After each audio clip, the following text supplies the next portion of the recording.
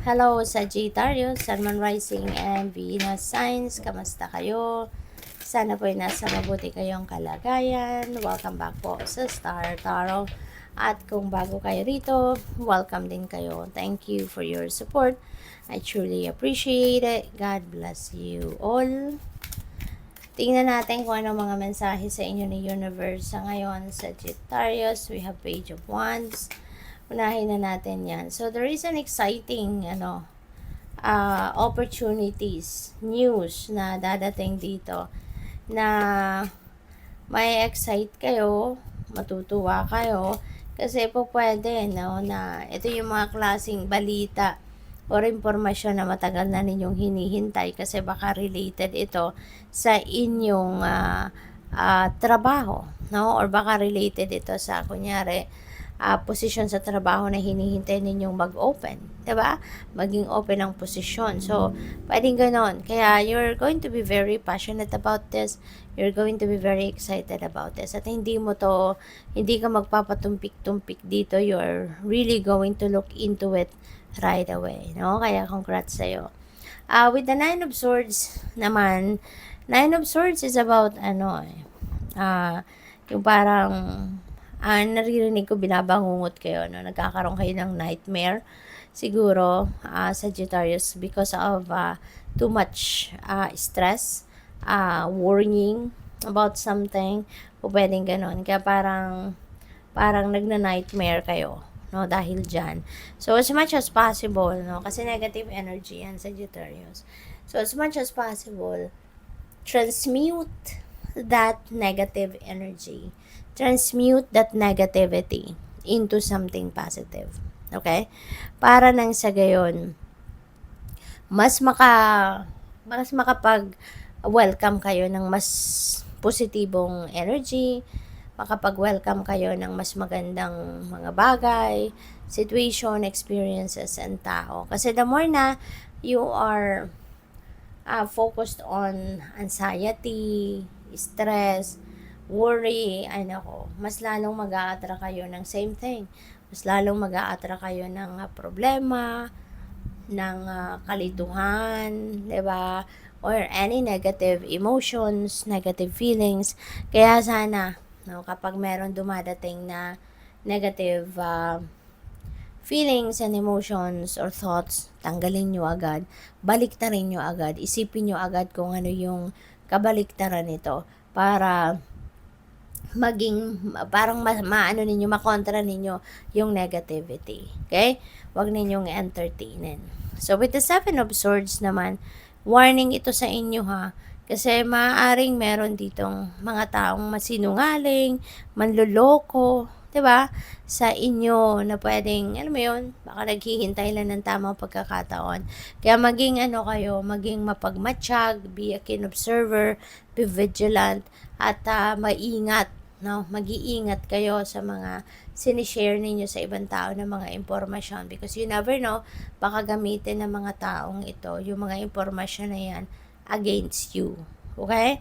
So, with the Page of Cups naman, there will be more information, there will be more news, there will be more communication na dadating.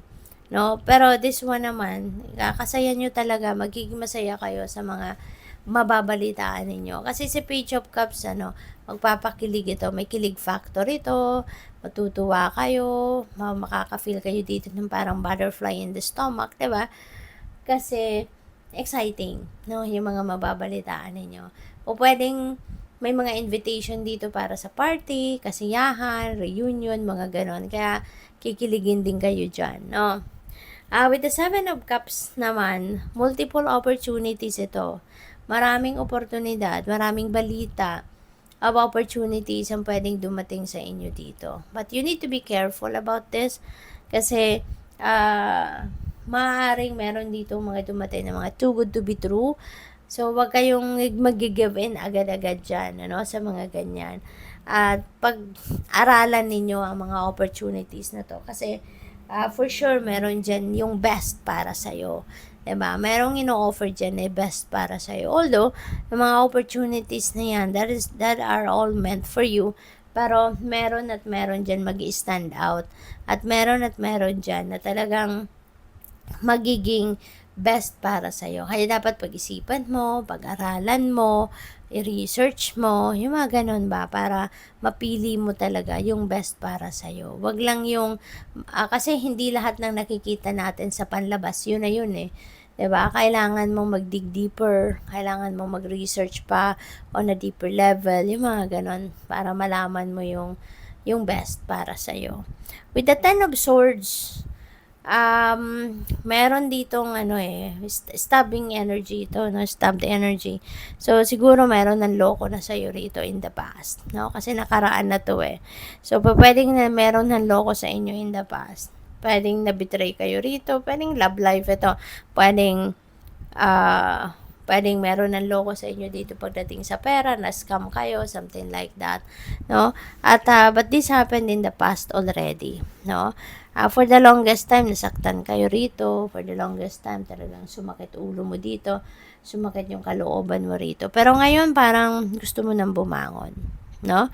Parang nare-realize mo na dito na kung patuloy kang ganyan, patuloy kang magdedwell on sa naging problema mo in the past, dito sa mga panlulokong ito nangyari, walang mangyayari. 'Di ba? Walang magiging progress sa buhay mo, walang magiging pagbabago sa buhay mo. And maybe that is what is something that you are going to realize sa ngayon. Kaya magde-decision ka na, nababangon ka na, at i-close mo na yung chapter sa buhay mo na to, at magsimula ka na lang ng bagong buhay, no? So, good luck sa'yo. So, kuha tayo ng final message. So, we have fruits of labor. Tignan mo, Sagittarius, no? Kaya kailangan bumangon ka na. It's time to reap the fruits of your labor and become rich. Panahon na para anihin mo na yung mga pinaghirapan mo, pinagsikapan mo, at ikaw ay magiging yayamanin na. Become rich, no? Rich gain is here.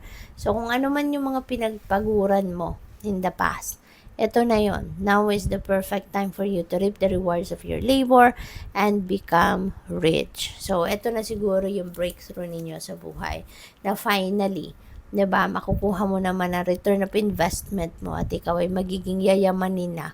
'Di ba, mai-enjoy mo na yung pera mo, mai-enjoy mo na yung kasaganaan pagdating sa pera. Kaya good luck po. Thank you for watching. Love and light. Namaste.